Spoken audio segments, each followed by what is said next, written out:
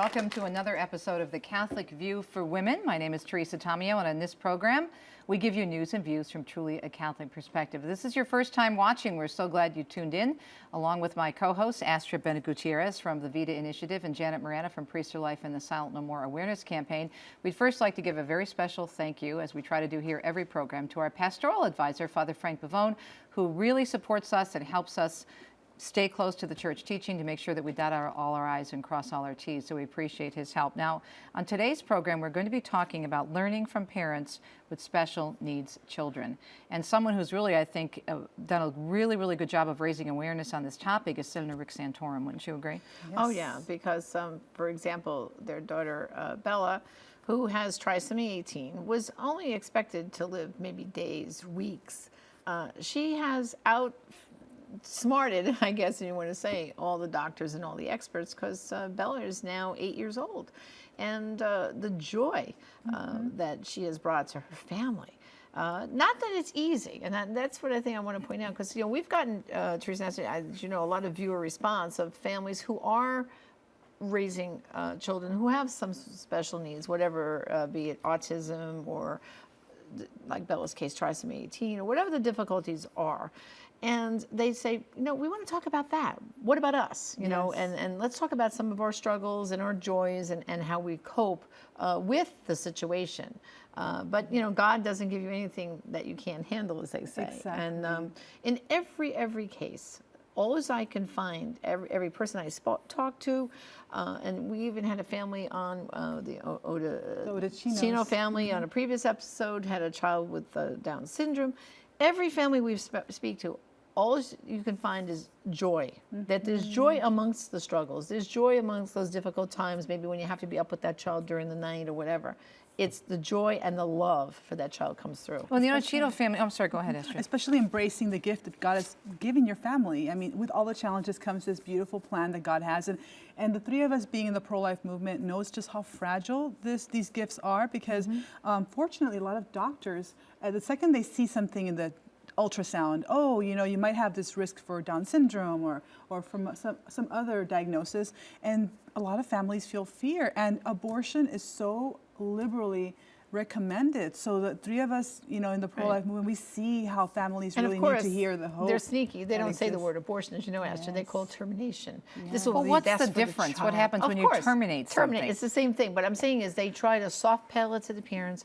The child, especially like in cases like with the Santorum's baby, Bella, trisomy 18, they really tell those parents, we should do a termination. After all, it's best for the child. The child's not going to live. It's going to be born in maybe hours. It's the best thing. It's the compassionate thing. Killing someone is compassionate. Killing is Sometimes the husband also feels conflicted, because the doctors will also say, look, spare your wife this terrible pain. So he feels conflicted, because he wants, of course, to protect this child, but then what about his wife? And so it's a terrible crisis in the family, but the church offers a wonderful response, which is to trust God. And I would say also seek out pro-life physicians. If you can find a pro-life OBGYN, it's very important. Pro-life pediatrician too, any pro-life doctors you can, it's absolutely worth it, because they're going to see the child as a gift from God and do everything they can to heal and to protect that life. Well, recently, I was out in Southern California with Astrid, and a good friend of yours, Jessica Echeverry. We had a chance to chat with her, right? Absolutely. Beautiful story. Her testimony is just amazing, surviving so many things in her life, and now being happily married, and she has 4 wonderful children. Her youngest boy was diagnosed with autism, so she shared with us very candidly about how she, how she embraced the gift of her boy and all the struggles that she has that come along with the diagnosis of autism. But I think she'll give a lot of hope to our viewers. Okay, so we'll watch the clip. When my son was born, he was born 2 weeks early, and he was in the breech position. He was born almost 10 pounds, and they took him by cesarean. By the time he was 6 weeks old, I found him not breathing in his crib. And we rushed him to the emergency room. They did a bunch of tests and told us that he had a virus. From the time that he was 6 weeks old, until I can remember, he always was suffering from something, either a runny nose or a leaky eye, or something was wrong with him. And I was constantly in and out of ERs and doctor's offices trying to find out what was wrong with him. We were a bilingual family, and we were teaching him Spanish. By the time he was 2 years old, I think he knew more Spanish than English, and was very talkative and just a happy boy who loved being active and being with his daddy and talking and using his words. We went to Las Vegas to visit family one time, and he ended up having a crying spell that lasted about 3 hours long. And it was the first time that he'd ever done this. He was about 2.5 years old. There was nothing we could do to calm him. Lollipops, bribing, hugging, baths, car rides, didn't matter. And we got to the point at the end of that third hour, we had him in the car, and I remember seeing my husband's eyes in the rearview mirror and him looking at me and seeing the worry. And he said, "Something's wrong with our baby, isn't there?" And I said, "Yeah, I think so. And I don't know what it is." And so it was at that moment that we realized that our son, there was something wrong. We took him again to doctors. Nobody could give us any idea. He started regressing. He stopped speaking Spanish. He wasn't answering us when we called his name. We actually thought that he was going deaf, so we took him to see an ear doctor first to get his hearing tested, because when we called him, he wasn't responding to us. But he could hear us. His hearing was fine. He was slowly going into himself, and there was nothing we could do but watch, and we didn't know how to help him.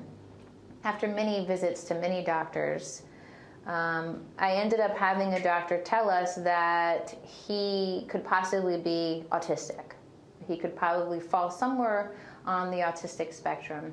And for us, it was, okay, what is this? And how do we heal this? How do we cure this? What do we give him to take this away and to make him feel better again? The doctors basically wrote us a prescription for antidepressant medicine and said, "You're going to put him on this, and this is pretty much what you're going to give him, and there's no cure for this, and sign up for the resource center. They'll be able to help you with care." It didn't sit right with me. I wanted to help my child, and so I delved into research. I went online, I started reading every single article and medical journal on autism and what it could be. We did tons of therapies, IV chelation, play therapy, music therapy, occupational therapy. We learned so much about who our boy was or what he'd become, and we learned how to communicate with him and help him. The tantrums lasted for a very long time. They were hours long. As he got older, they became more physical and more violent. I videotaped myself a few times with my husband out of town, just in desperate desire just to communicate to him how bad it was, just me crying and showing him in the corner of the room not being able to be helped. It's such a terrible feeling as a parent to not be able to comfort your child. And at the same time as we were going through this journey was kind of when God was working with us through our lives into bringing myself into the Catholic Church. He did get better with some of the therapies that we did for him, but it didn't heal him, and it didn't help with the outbursts and the tantrums in his communicating and understanding socially with people. I converted in 2008 into the Catholic Church, and I noticed immediately after my conversion a change in our son. He started communicating more. His tantrums were less. He didn't require as many medicines or supplements or treatments that we were doing. And I honestly feel like this was a grace that we received. He is still considered autistic. He still has social issues and some behavioral issues. He still has a different way that his mind processes things, and it can become very difficult for us as a family. But we lean on God and our faith for those moments, because if we don't, then it just becomes about us. It just becomes me and this child. And it's never just me and this child. It's never just me and my husband. It's me, my husband, and God. It's me, my child, and God. If we start to train ourselves to think that we're not alone, we're not alone, no matter how hard it is, no matter how long that child has been crying, no matter how many things he's thrown at you and how many terrible things he said to you, to belittle you as his mom because he just doesn't know how not to, you're still not alone. God does not give us anything that we cannot bear, and he knows, and he watches over us, and he's with us, and he sees that, and he knows when to stop. He knows when to pull that back from us because he knows how much we can bear for him. And that's what we rely on. We rely on our faith to get us through, because if it's just me and Darian, then we fail. We fail. I fail him as a mom, and he fails as a son, because we're not made to just be me and Darian. We're not made to just be me and my husband and my children. We're made to be Darian, Mom, Dad, and God. Wow. Such a beautiful testimony, and I've been blessed to observe how Jessica and her husband Charlie care for their children. They have 2 young boys, Darian and Francis Day, and I recall so vividly when they came to visit our pro-life organization, and the boys were visiting, and then the parents were there, and they each drew something that was just an impression they had of the pro-life movement. And I remember this young boy, Darian, he's so young, but he drew an image of people rescuing babies, and he understood what we were doing in the pro-life movement. It's so young. So I think the care and love that you put into it, God blesses it so much. She mentioned how it can be difficult at times, but God provides the grace, and there's always wonder. Every day, no matter what you're dealing with, there's a sense of wonder that I notice in the Echeverry family. They're just so grateful to God for all his blessings, and I think their boys really do, when you meet them, they understand how loved they are. Right. And I think what we have to do is people who don't have a child with special needs, but yet when you encounter this, I'll never forget one time I was on the Staten Island ferry going into Manhattan for an appointment for something, and sitting right across from me was a husband and wife, and they had their son, but he was quite big. He must have been about 15, but they were going in for some special services too. And he was autistic, and he was becoming disruptive, meaning loud. And you could see the mom and dad were getting all fretful and upset because now everyone's sitting there reading their newspapers going in the morning. And I looked up and I said, "It's okay." I said, "He's doing fine." And the father went, "Oh, I'm so glad you feel that way." He said, because he goes, we get so uptight and nervous because we don't know how he's going to act on such a long trip, and we're taking him out of his home and his normal environment, and then he'll act up, and we apologize all the time. I said, "Oh, please don't apologize. He's a gift. He's a beautiful young man. I mean, don't worry about it." And I think sometimes our reaction, how many times do people, like when they're in church, get upset when they hear a baby crying or a kid crying? Like, do you think that mother wants the kid crying? Do you think this? No. Be a little bit more compassionate. Say something to them, because you can say nothing, but meanwhile, internally, they're getting all uptight. And that's what happened to this family. And once I put them at ease that I didn't care, you could see the wife. It was like, oh, That's thank goodness. And so, I'm sure, like Jessica said, a crying fit for 3 hours. And that can happen. And what they were in their car, but what if he was taking that crying fit and they were stuck on a bus going someplace? You don't always know what that situation is. And sometimes when you're on an airplane, next time you hear a kid screaming for the whole ride, maybe that's a child with special needs, and the parents are trying to cope the best they can. Put them at ease. Especially as a pro-life movement, we have to be the first ones to set the example about loving every life and blessing those, thanking those couples for choosing life. That's Absolutely. Well, let's take a quick break, and when we come back, we have some great resources for you, and also some beautiful quotes from Senator Santorum's book about his beautiful daughter, Bella, which actually means beautiful in Italian. We'll be right back on The Catholic View for Women. Stay tuned.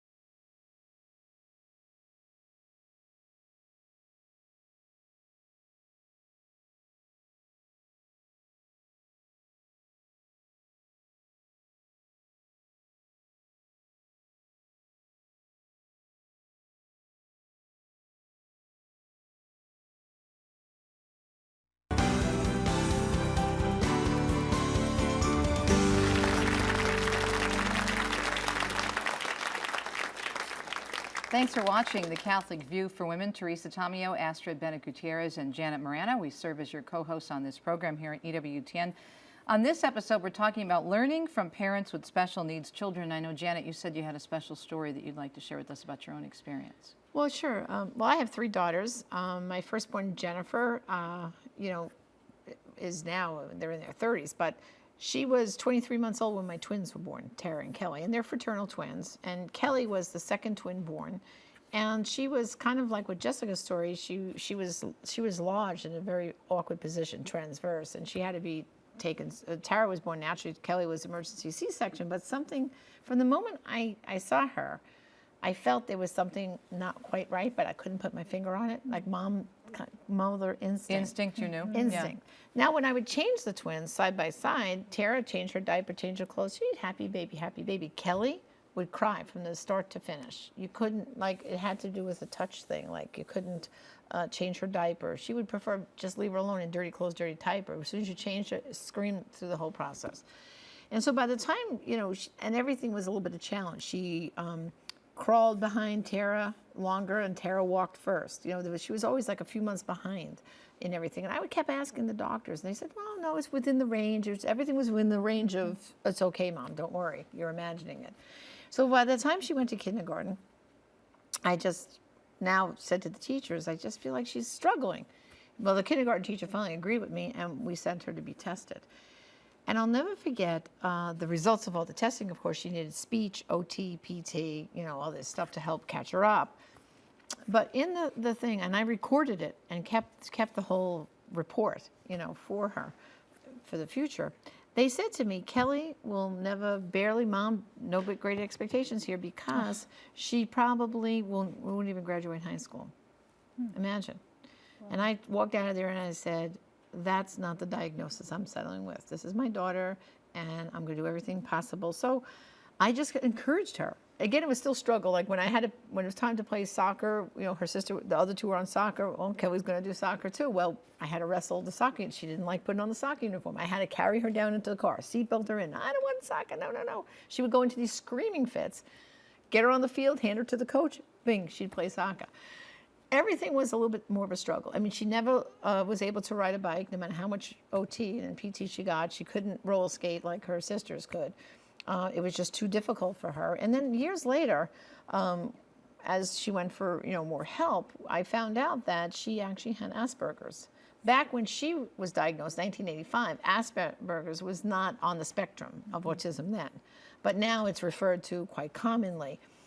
And what brought full range to me was when they told me she would barely graduate high school. Kelly went on to graduate college and has a master's degree in counseling.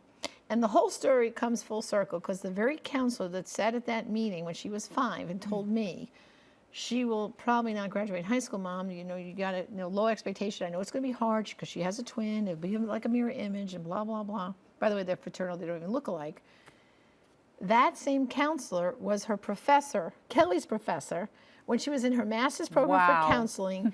And she looked at the lady one day and said, do you remember, because this professor kept looking at her like her name was familiar. She goes, oh yeah, I'm the kid who when I was 5, you told my mother I wouldn't get out of high school, and here I am in your class. She apologized to her, like on the side, like not in front of the class. Like, Kelly didn't do this in front of the class, but she took her aside and she said, I am so sorry. You have really taught me a lesson. So much so that Kelly began this is at St. John's University in Staten Island. She started giving little talks there about her, coming along this far and how she did it. And now she's in counseling, helping other people. But I think the moral of the story is never give up. What God can do and help moms do. I mean, it wasn't easy. There were plenty of times where I could pull my hair out. You mentioned this earlier. What if you weren't a strong mom? Okay, you're a Right. strong mom. You love your kids and you're educated yourself. So you said, this is not. I'm not going to listen to this. It was mother instinct. though, Mother with me. instinct. It So, didn't but sit what right. about someone who doesn't feel as confident and maybe not as strong a personality? Because, gosh, this person's a counselor, this person's a PhD, this person, whatever, and thinking that I don't know enough because they're the professional, Right. and then just kind of settling. And look at the limits you're putting on the child. That's the world we live in today. It's against life. It looks at people as imperfect because they're deficient in some way, Right. and kind of condemns them to a life of no hope and just misery. So I think that's why our Catholic therapists, our Catholic physicians can give you a different perspective because they're looking at the hope and they're encouraging parents, right? Like you.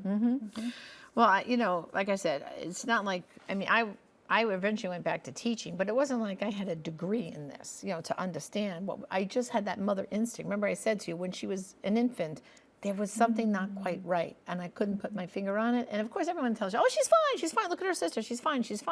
Well, okay, she didn't walk 3 months behind her sister. She did, there was all this constant, but keep pressing, keep pushing, keep wondering. And I just basically, okay, girls, we're all in this together. We're all going to go do soccer. We're all going to go here together. Well, you made it a family effort. A family which effort, is really important. exactly. But And- how many other people did this counselor say that to? I'm sure if she was a counselor, she was being brought in a discussion on Kelly's situation. She was probably brought in other families were told things. And the thing is, if you take that diagnosis and put yourself doomed to failure, instead of raising the bar up, then the child is not going to go to the top potential of what they have. You always have to kind of, like they say, reach for the stars, because God can do wonders, and you never know. I mean, was it easy? Absolutely not. I agree with Jessica. There are days you want to pull your hair out, because But isn't it's that difficult. every family has frustrations? exactly. The Ottocino said every Right. family is going to have frustrations. Well, you know what I found? I love this book. It's by Rick and Karen Satorum. And both of them, there's just 2 little paragraphs I want to share here because it's great encouragement, I think. Here's from Karen, encouragement to moms. She says, take one day, one step at a time, and realize that you can't do it all. Allow people to love you by helping with meals, the children, the house, giving you some time to breathe. Find comfort in support groups. Always seek to do good to one another and to all. Rejoice always. Pray constantly. Give thanks in all circumstances, for this is the will of God in Christ Jesus for you. And that's, she's quoting from Philippians 1. And then she goes on to say, use your faith to strengthen you. You can't do it, but God always can. He loves you so much. When you are at the end of your life standing before God, the only thing that will matter is how much you are loved. Right. That how much you have loved. Right. I mean, it's so beautiful. And of course, Rick Santorum writes another little thing I'd like to quote. This is for the dads, because it's not just the mom, okay? The dads have to be involved too. And he says to the men, the most important thing besides our faith in caring for a child with disabilities is a strong marriage. Pay attention to your marriage, nurture it, and dive all in. Love your wife completely and unconditionally, and understand that there is no room for selfishness in marriage. To the people who think happiness can be found someplace else, you are dead wrong. Just look through your photo albums. Aww. And he has a photo album in that book. Oh, more or less, yeah, right? it's beautiful. And of course, this book, is available at EWTN Religious Catholic. And the pictures here of Bella are just stunning. I mean, and the family, they have her in the pool, they have her at the park, they have her at the playground. Well, that's I the mean, same it's thing just, we were talking on, not too long ago, a few episodes back, on the Salter family from Michigan. They were featured in a documentary here at EWTN. It is a family matter, and they do everything together. And Megan is a huge part of their lives. And for her birthday party, her 13th birthday party, her favorite colors are pink and purple. So that was the purple-pink theme, and the sisters painted. They had a manicurist come over, and the sisters did her hair. It was just adorable. It's adorable. It's a call to love, and it's changed the family, but it's also changed that neighborhood, and it's changed the parish, and she's having a huge impact on people. Wow, great segment, and thanks to the contributions of our guests, not only on camera but also in the books and resources. Yes, Homework. of course, starting here, our patroness for our program is the Kitchen Madonna, available at the EWTN Religious Catalog. And of course, there's beautiful symbolism in the statue. She has the kettle here, which talks about we nourish the family, both in body and in soul. And of course, the broom, we keep the house clean, sweep it clean, but we also have to keep our mind clean in thoughts and words. So and watch actions. the media, whatever comes in. Exactly. Right? Sweep it out if it's Sweep not it good out. stuff. Exactly. The key is to keep the house safe, but also Mary will show us the way to Jesus through the key, unlock the keys to the kingdom. And beautiful bronze statue, and I know 3 of us, we all have her in our homes, and she does lend, like Mother Angelica said, keep those holy reminders around the house because they do help. And of course, let's look at our homework. And there's some great resources. The first is to read special children Blessed Fathers by Randy Hain, and that's available at the EWTN Religious Catalog. Number 2, of course, Bella's Gift, which is the book I was quoting from by Rick and Karen Santorum, also available, EWTN Religious Catalog. There's a beautiful document written by Pope St. John Paul II, Letters to Families. It's really actually a little booklet, and that's also available at the Religious Catalog. Of course, the number 4, go to our website, thecatholicviewforwomen.com, for more information. Sign up for our monthly e-letter, and of course, go to Facebook and like us on Facebook. Yeah, too. and I think the final message, as Mrs. Santorum says in the book, and also our guest, that we're never alone. God That's is right. with us, and there is a whole family of people out there who are willing to help. We just have to, turn to God and ask Him for that help and take advantage of the resources, and that's why we give you the homework every week. Thanks for watching. Until next time, this has been The Catholic View. I'm Teresa Tomeo, along with Astrid Bennett Gutierrez and Janet Morana. Thanks for viewing.